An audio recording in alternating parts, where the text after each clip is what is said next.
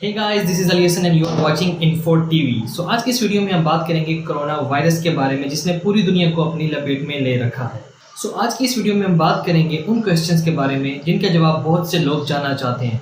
सो बगैर कोई time waste किए आइए स्टार्ट करते हैं। सो सबसे पहले देखते हैं कि कोरोना वायरस है क्या। सो कोरोना वायरस एक न्यू किस्म का वायरस है जो इससे पहले नहीं देखा गया और इसके लिए हमारे जिस्म में इसकी इम्यूनिटी डेवलप नहीं हुई। और ये एक ऐसा वायरस है जो सीधा आपके रेस्पिरेटरी सिस्टम पर अटैक करता है, यानी इससे आपको सांस का मर्ज लाहक होता है। इस वायरस के खतरनाक होने की सबसे बड़ी वजह यह है कि ये एक इंसान से दूसरे इंसान में बहुत तेजी से फैलता है। सो अब बात करते हैं कोरोना वायरस के सिम्टम्स की। सो कोरोना वायरस के जो मोस्ट कॉमन सिम्टम्स हैं उसमें है बुखार, खांसी, सांस का उखड़ना और सांस लेने में दुश्वारी होना। सो अगर आपको भी इन अलामात में से कोई अलामात जाहिर हो रही हैं मगर पिछले कुछ दिनों में आप किसी ऐसे शख्स के साथ कांटेक्ट में नहीं रहे जो कोरोना वायरस का पॉजिटिव पेशेंट है, तो घबराने की ज़रूरत नहीं है। मोस्ट प्रोबेबली ये कोई कोल्ड या फ्लू होगा, मगर फिर भी आपको खुद को सबसे आइसोलेट कर लेना चाहिए जहाँ तक कि आपकी ये अलामत ख़त्म ना हो जाए। उसके बाद एक ऐसा सवाल जो कि बहुत से लोग पूछते हैं और उसने सबके जहनों में खौफ पैदा कर रखा है, वो ये है कि अगर आपको कोरोना वायरस हो जाता है सो आपके बचने के चांसेस क्या हैं। सो फॉर्चुनेटली कोरोना वायरस में अमवात की शरह 3 से 4% तक की है। और कोरोना वायरस उन लोगों पर ज़्यादा अटैक करता है जो कि एजिड हैं, यानी 50+ ईयर्स के हैं, और वो लोग जो कि पहले ही किसी न किसी बीमारी से लड़ रहे होते हैं और उनका इम्यून सिस्टम वीक हो चुका होता है। तो चांसेस हैं कि ये उन लोगों में ज़्यादा इफेक्ट हो। लेकिन फिर भी चाहे आप यंग हैं या किसी भी एज ग्रुप से हैं, आपने इसको ईजी नहीं लेना, वो तमाम एहतियाती तदाबीर अपनानी है जो कि गवर्नमेंट आपको बता रही है। सो अब हम बात करेंगे कोरोना वायरस के ओरिजिन के बारे में, यानी कि ये वायरस कहाँ से स्टार्ट हुआ। सो कोरोना वायरस स्टार्ट हुआ था चाइना की एक सिटी वुहान से, जो कि अब पूरी दुनिया में फैल चुका है। बहुत से लोगों का ये सवाल भी है कि क्या वो चीज़ें जो वो लोग ऑनलाइन शिप करवाते हैं उसके थ्रू भी कोरोना वायरस फैल सकता है। ऑल्दो हम किसी चीज़ के बारे में यकीनन नहीं कह सकते, मगर जो रिपोर्ट्स इंटरनेट पर मौजूद हैं उसके मुताबिक ये वायरस ड्राई सर्फेसिस पर ज़्यादा देर जिंदा नहीं रह सकता, जैसे कि कार्डबोर्ड, प्लास्टिक और पेपर वगैरह। सो मोस्ट प्रोबेबली जो भी आइटम आपको शिप किया जा रहा है, बेशक उसको किसी कोरोना वायरस के पेशेंट ने टच भी किया हो, सो चांसेस बहुत कम है कि वो वायरस आगे मुंतकिल हो। लेकिन फिर भी प्रिकॉशनरी आपको तमाम एहतियाती तदाबीर लेनी है, सैनिटाइज़र का इस्तेमाल करना है, और जो भी चीज़ आप टच करें वो आप सैनिटाइज़र से उसको पहले अच्छी तरह से साफ़ कर लें। कोरोना वायरस के बारे में एक मिथ ये भी है कि ये वार्म टेम्परेचर सर्वाइव नहीं कर सकता, यानी कि जैसे ही गर्मी बढ़ेगी तो ये वायरस ख़त्म होना शुरू हो जाएगा।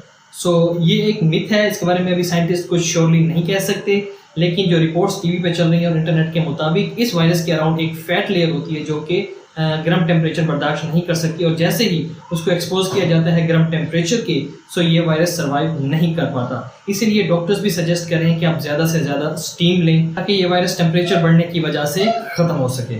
सो अगर आपको कोरोना वायरस की अलामात में से कुछ अलामात जाहिर हो रही हैं तो आपको क्या करना चाहिए।